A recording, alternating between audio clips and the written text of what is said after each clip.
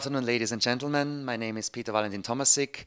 I'm the junior member representative of the ENT section, and I'm really happy to welcome Professor Wagenmann here in Düsseldorf. He is the chair of this year's SERIN meeting, and he volunteered to do an interview with us in the scale of our junior member CTA collaboration about his article recently published in CTA, and it deals with an accelerated dose escalation with a grass pollen allergoid, and this is safe and well tolerated. Thanks for coming. Well, thank you very much. So we will start right away with the first question, Professor Wagenmann. Would you be so kind to briefly explain what a dose escalation is and what it means? Well, basically the idea is to reduce the time and number of injections you need in the early phase of allergen immunotherapy to reach the maintenance dose. So instead of the usual 7 injections you have, 7 weekly injections, meaning 7 weeks, you change the protocol so that you only have 4 injections to reach the maintenance dose, meaning you have less injections until you reach the maintenance dose, and you only have 4 weeks. So reading between the lines for the patient, that means that there is less visits, less time consummation, and the patient can get the effective dosage within a more short time frame and within less visits to the doctor. Is this correct? That's absolutely correct. And the main reason to do that is because adherence to the therapy is a problem in all therapies, but also specifically in allergen immunotherapy. So by reducing the visits the patient need, especially in the beginning where the visits are short-term, meaning every week, that's much more convenient, hopefully, to the patients and also to the doctors, and might lead to an increase in adherence to the therapy.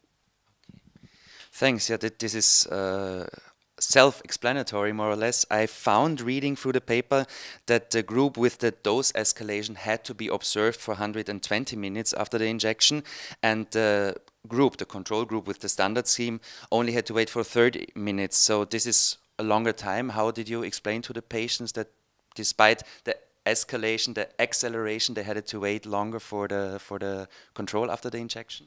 Well, of course, the patients didn't like that. That's very true.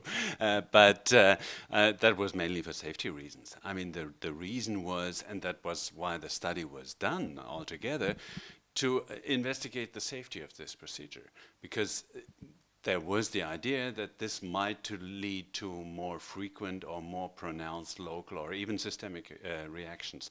And therefore, we had to increase the waiting time. And also the patients, in addition to that, also all of the patients in the group with the accelerated dose scheme had to have an IV needle in their arm for 2 hours, which was also not very comfortable to them. But luckily, it turned out good.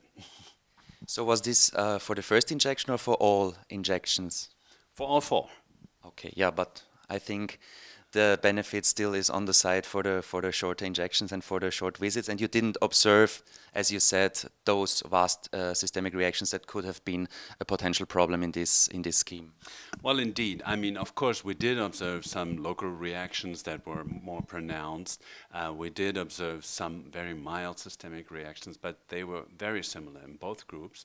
There was a tendency towards a little more frequent observation of these side effects, but they were all mild. So altogether, we concluded that still even the accelerated dose is a safe procedure and could be recommended in specific cases. Would you plan further studies that would elucidate on the symptom control or the benefit as regards symptoms with this accelerated dose scheme? Well, that's an easy question. No. Because the main interest of this study was really in the beginning of the immunotherapy, and we actually don't expect that a shortening of the phase to reach the maintenance dose would have a detrimental effect on the efficacy. At the same time, looking at all the 3 years altogether, the total dose that patients received didn't differ much as opposed to the conventional scheme. So that is not planned because we already know that the conventional scheme is effective. So under the line, it's a successful scheme with benefits for the patient. And I think this was a very clear and great interview. I thank you again, because I know that chairing such a meeting is also time consuming, and you gave us the time to do this interview, and I'm very grateful for that. And I wish you a nice remaining meeting, and thanks again for everything. Sure. Thanks a lot.